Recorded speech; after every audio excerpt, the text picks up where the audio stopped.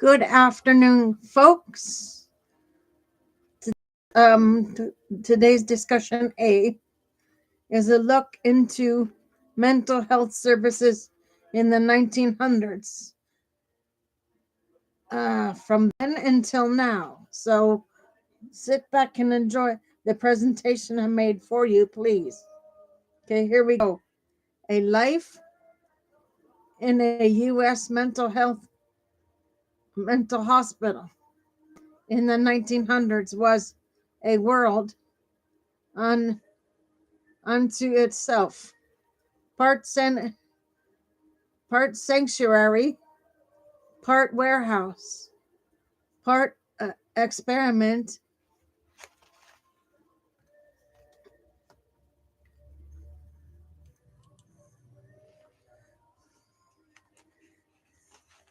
In a nation still learning what it meant to care for the mind. Here is a narrative essay lengthened with deeper context, richer sensory detail, and more historical grounding, written in the vivid, emotionally resonant style you prefer. Okay, guys, this is the title: Life in a U.S. Mental Hospital in the 1900s.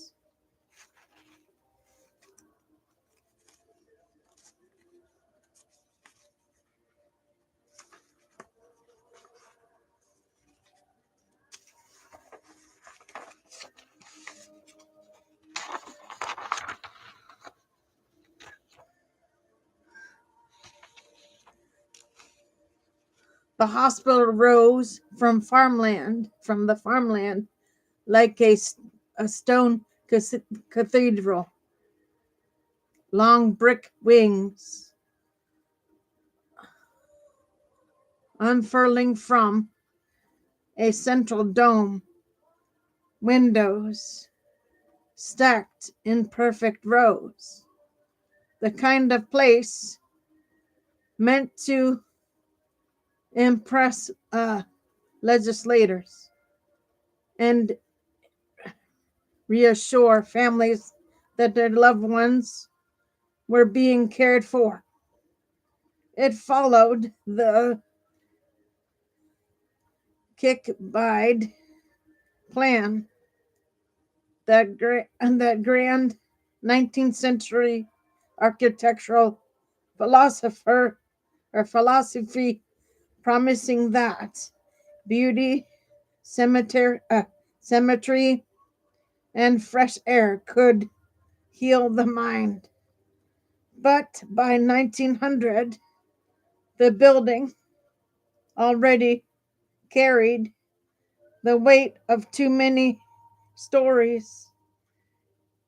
Its corridors echoed with footsteps, whispered prayers, and the restless hum of lives, suspended between hope and confinement.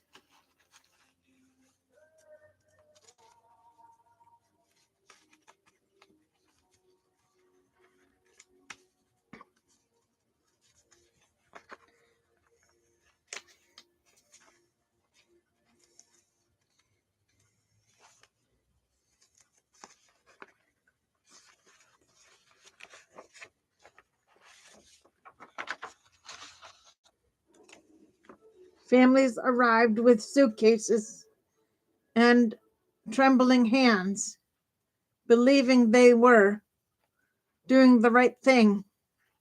Some came with desperation, others with relief. A few came with shame, and once the heavy doors closed behind them, the hospital became its own universe, sealed off from the rhythms of ordinary life. Morning, the day began before dawn. A bell rang, sharp metallic, and the wards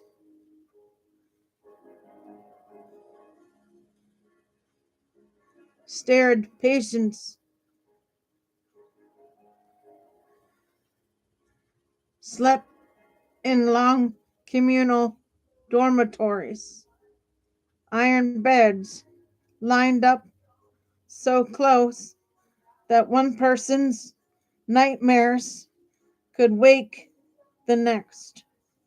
The air smelled faintly of disinfectant, damp wool blankets, and and the lingering sourness of night sweats.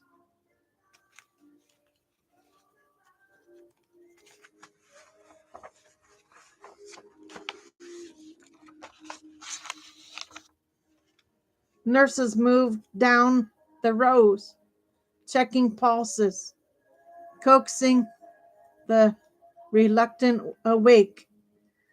Their uniforms were stiff, their shoes loud on the wooden floors. Some patients rose, eagerly grateful for the structure. Others resisted, curling deeper into their blankets, murmuring to voice only they could hear. A few had been here for decades, others had arrived only yesterday, dazed from the long carriage ride and the abruptness of being committed. Breakfast was plain porridge, weak coffee, bread. Those who could feed themselves did. Those who couldn't were fed patiently or hurriedly, depending on the staff member. And the morning's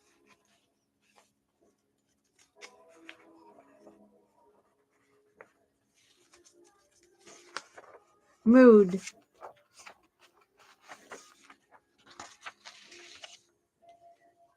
A superintendent might walk through inspecting the ward with a mixture of pride and worry, knowing the state legislator expected miracles on a budget that barely covered soap. The workday. By morning, the hospital shifted into its daily rhythm. Work was considered therapy, and nearly everyone had a task. Men chopped wood, tended the gardens, repaired furniture, or worked in the hospital's farm fields. Women sewed,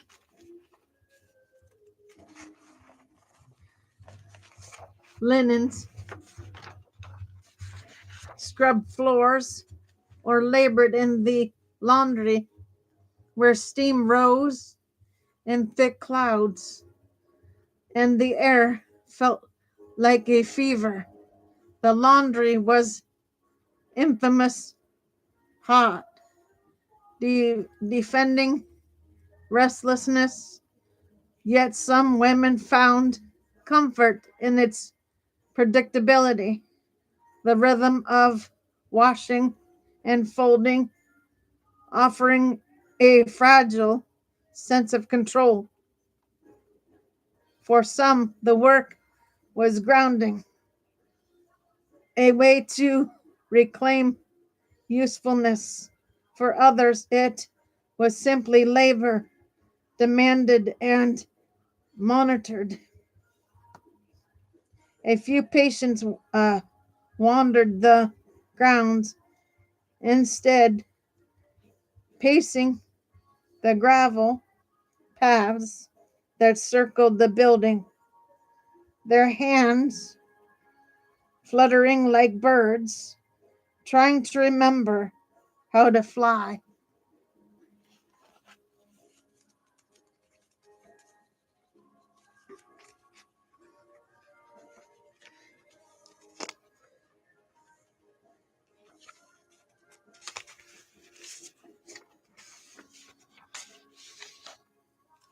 There were moments of tenderness, too, a patient teaching another how to mend a tear, a gardener showing someone how to coax tomatoes from stubborn soil. These small acts stitched together a sense of community, however fragile. Treatment. Treatments varied widely. Some were gentle, long walks, fresh air, reading aloud in the sunlit day room.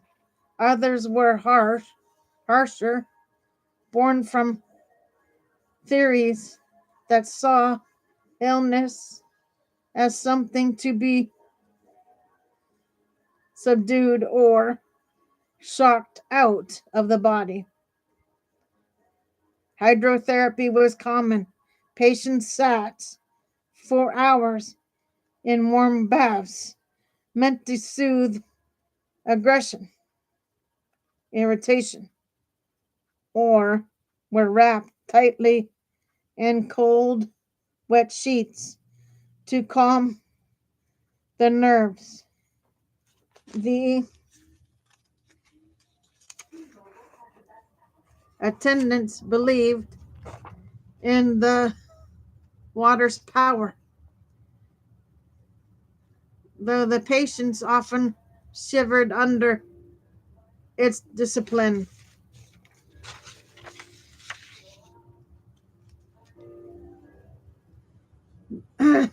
There were also the quieter treatments, conversations with the superintendent who fancied himself as a philosopher of the mind. He listened earnestly. Through his understanding was shaped more by Victorian moralism than modern psychiatry. Still, some patients found comfort in being heard, even imperfectly. And then there were the treatments that hovered at the edge of cruelty, prolonged isolation, mechanical restraints, and the strong room where someone in crisis might be left until exhaustion softened their terror. These practices varied by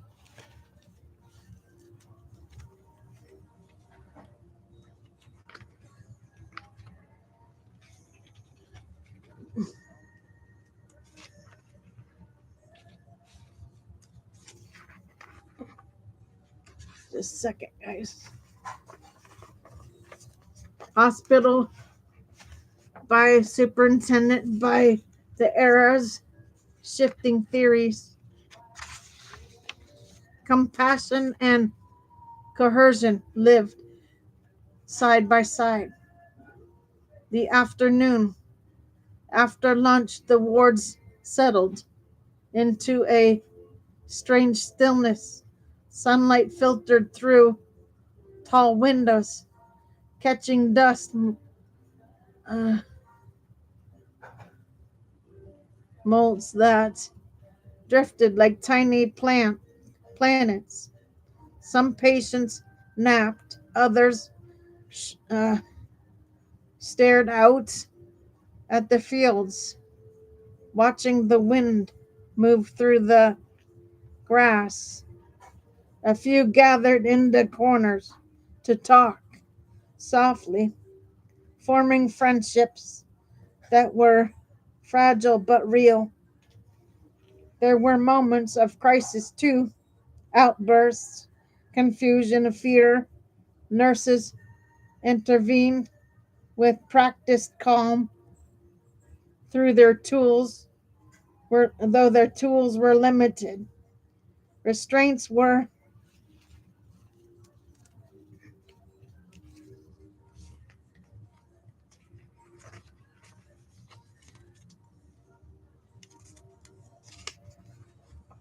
used sparingly.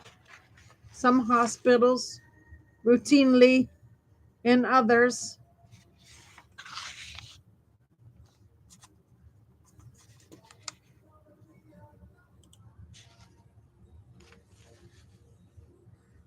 the philosophy of care depended on the superintendent's beliefs, the staff's training, and the hospital's resources. The women's ward, someone might be singing a hymn, a lullaby, a song remembered from childhood. The melody would drift through the hall, softening the edges of the day. In the men's ward, someone might be carved someone might carve small animals from scraps of wood, lining lining them on the window sill like little guardians. Evening, a dusk settled. The hospital exhaled. Supper was served early. Lamps were lit. The wards grew quieter.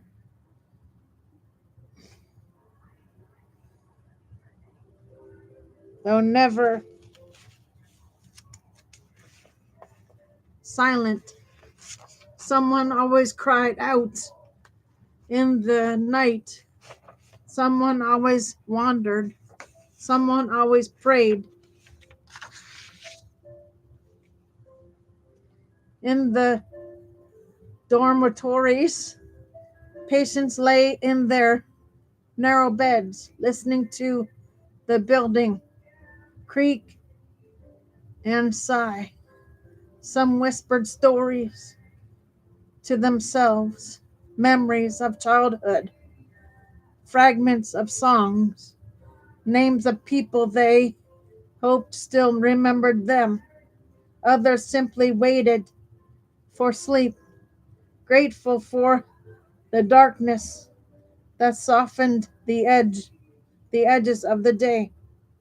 The human thread. Life in a mental hospital in the 1900s was not one thing. It was not wholly cruel nor wholly compassionate. It was a place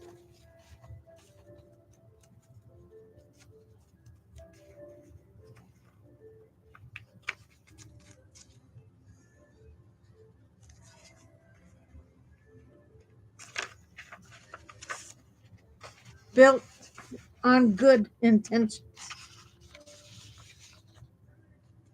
and limited understanding, where people lived in the tension between care and commitment, confinement. But within the world, humanity persisted. A nurse tucked an extra blanket around a patient who always felt cold. A patient taught another how to fold linens just right. Someone laughed at a joke that wasn't funny but felt like a lifeline. Someone cried and was comforted. Someone found a moment of peace in the garden, watching a sparrow hop along the path. And every night, as the lamps dimmed, the hospital held all of them in its walls, heavy with weight of their stories, its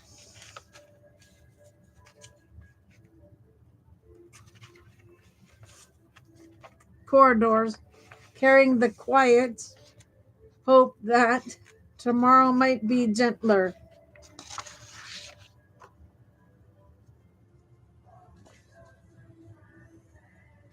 Okay, now here's the second half, guys. Now, remember what I said. The second half is about the modern mental health system. So here we go for the modern of today. Okay?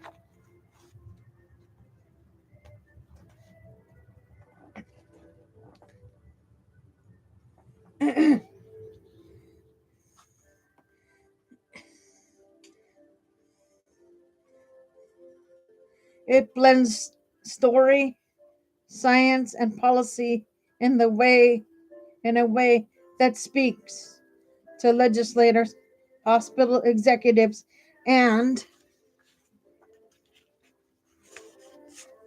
the public.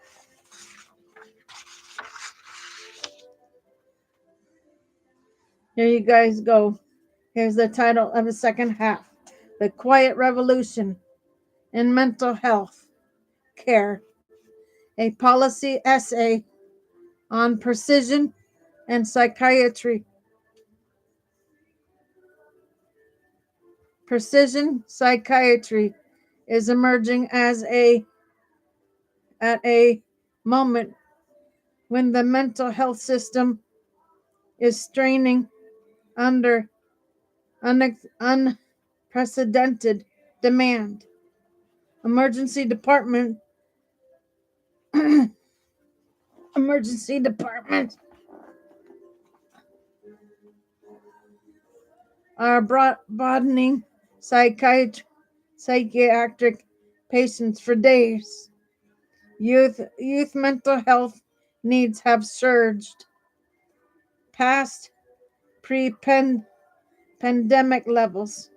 Workforce shortages are deepening, and clinicians, despite their skill and compassion, are still forced to rely on trial and error prescribing that can take months or years to stabilize a patient.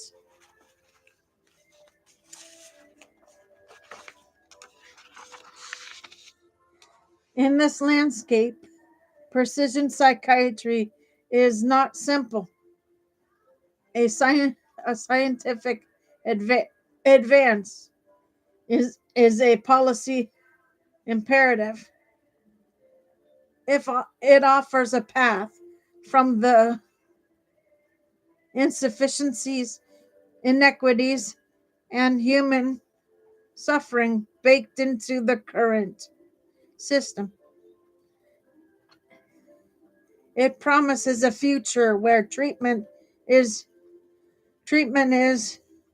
targeted, timely, and tailored, where the right intervention is delivered to the right patient at the right moment, but realizing that promise requires deliberate policy choices, infrastructure investment, and a reimagining of how mental health care is organized.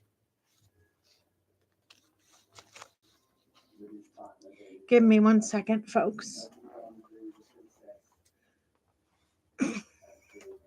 Got to readjust.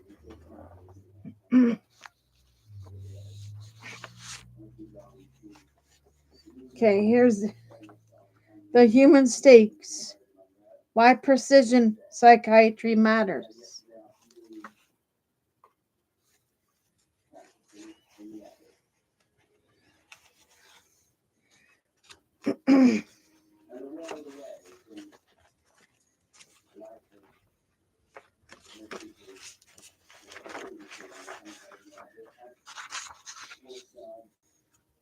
Consider a patient named Mara. She arrives at a community clinic after months of worsening depression. Her clinician listens carefully, chooses a medication based on population ad, ad, adversities, averages, and hopes for improvement. Weeks pass, nothing changes. Another medication, side effects, a third, a flicker of relief, then relapse. This is not a failure of Mara's effort or her clinician expertise. It is a failure of a system that treats depression as a monolith rather than a mosaic of distinct biological mechanisms. Precision psychiatry reframes Mara's experience. Instead of guessing, her clinician uses neural circuit imaging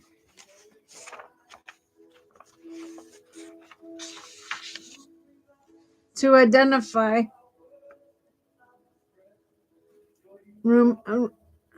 rumination,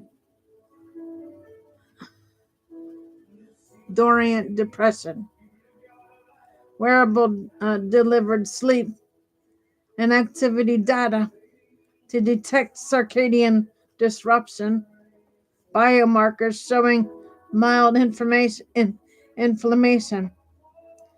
pharmacologics, geometrics, revealing poor SSRI metabolism.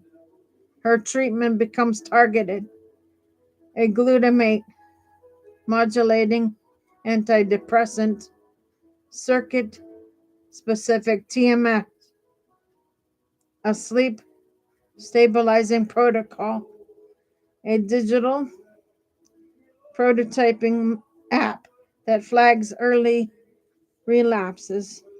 Within weeks, she improves, not because she tried harder, but because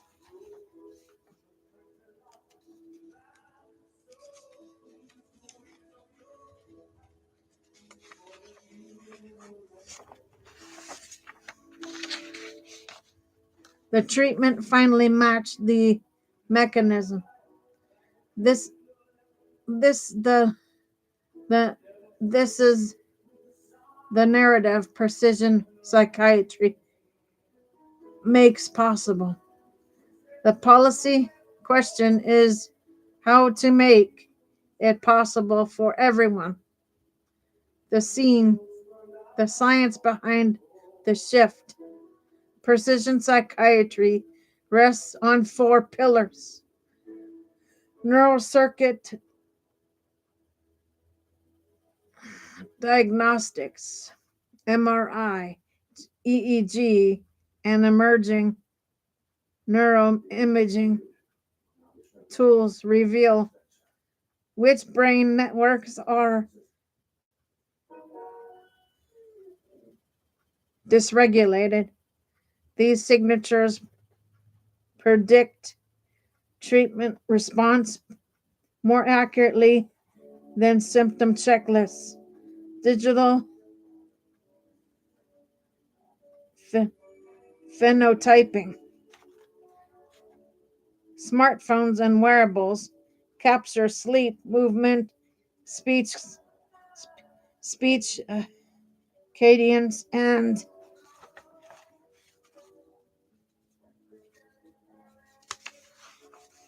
social rhythms. Algorithms detect relapses days before symptoms surface. biomarkers, and genetics, inflammatory cytokines, cholesterol, cortisol rhythms, metabolic profiles, and pharmacological variants help identify biological subtypes for depression, anxiety, and psychosis. AI driven treatment matching. AI models integrate thousands of data points to recommend the most effective therapy, reducing trial and error and accelerating stabilization. Together, these tools shift psychiatry from categorical diagnosis to mechanism based care.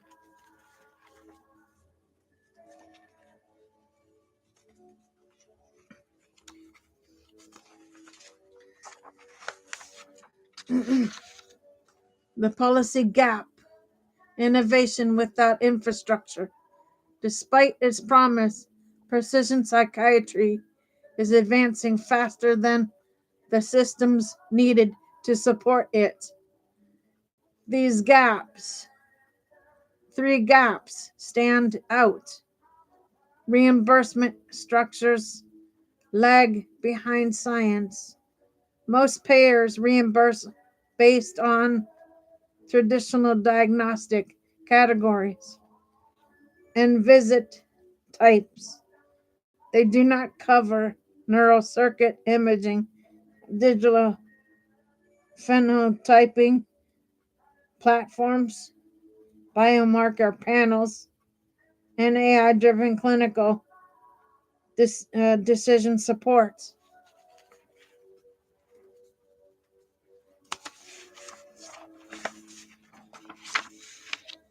Without reimbursement, adoption stalls. Workforce training is insufficient. Clinicians are not trained to interpret neural circuit maps, integrate digital phenotyping, or use AI guided treatment algorithms.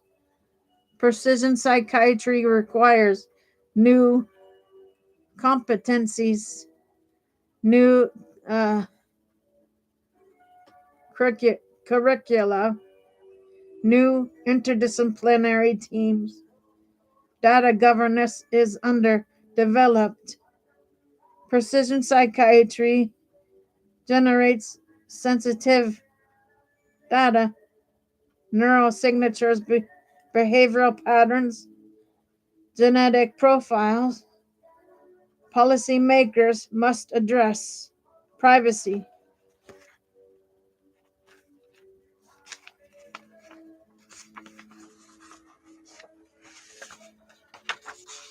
consent, data ownership, algorithmic transparency. Without strong governance, trust erodes. A policy framework for precision psychiatry. To move precision psychiatry from boutique innovation to standard practice, policymakers and health system leaders must act across 5 domains. Reimbursement reform. Payers should create new billing codes for circuit specific diagnostics, digital phenotyping,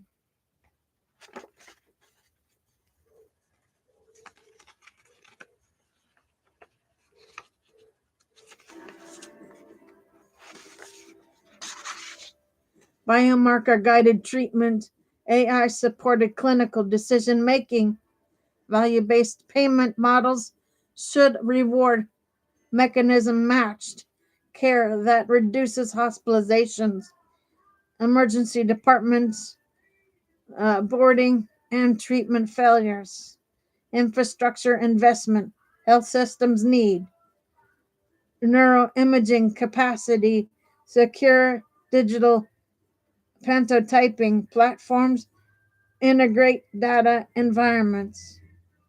AI enabled clinical decision tools, federal state grants similar to those used for health information exchange could accelerate adoption.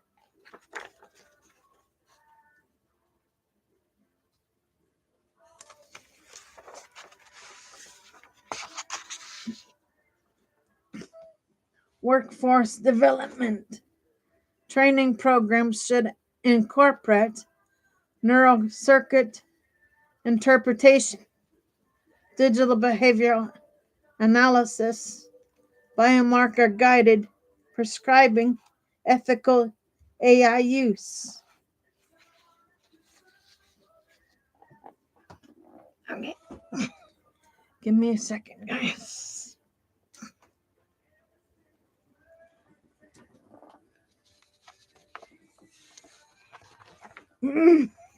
Precision psychiatry must not become a luxury good.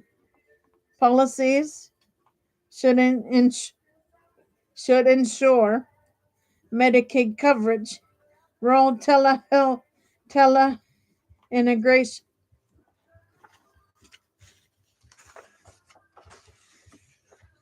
subsidize access to digital tools, community-based implementation. Equity is not an add-on. It is the backbone of ethical precision care.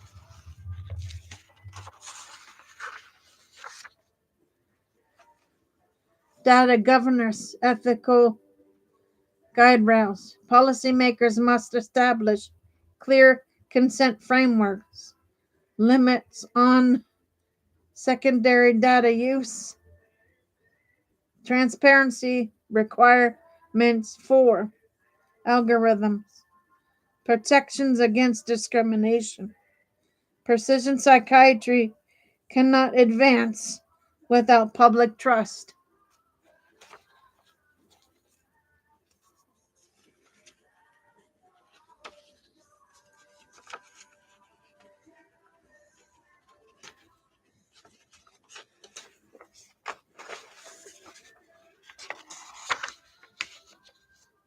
The failure diagnosing mechanisms, not labels.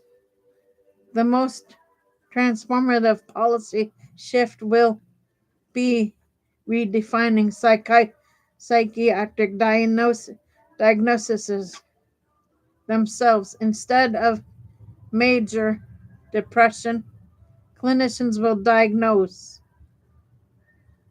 rumination, dominant depression, inflammatory depression, circadian disruption depression, cognitive control deflect depression. Treatment will follow the mechanism, not the category. This requires regulatory bodies, payers, and health systems to adopt mechanism-based diagnostics.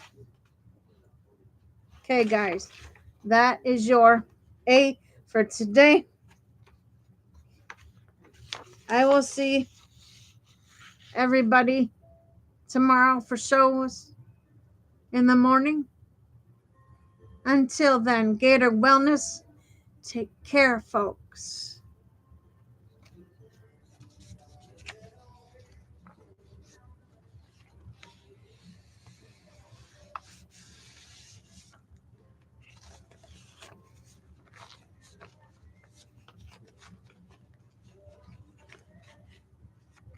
See you later.